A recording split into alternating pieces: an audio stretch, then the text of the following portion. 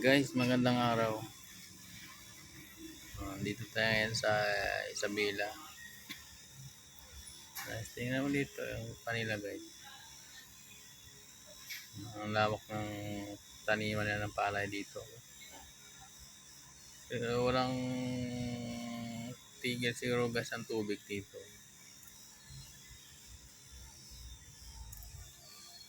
Kapag malapit sa bundok, ang gilid ng bundok na guys.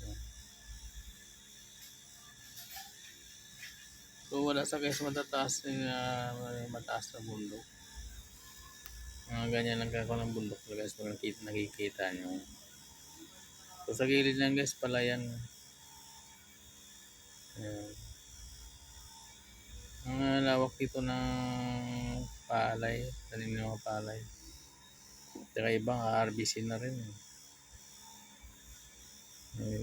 Dilaw ng iba hindi man sabay-sabay yung pag-harvest nila dito. Kasi maganda dito guys. Tingnan mo. Kabilaan yan guys, kalsada sa gitna. Yan kalsada sa gitna. Yan yung bundok. Wala namang mataas dito masyado ng bundok.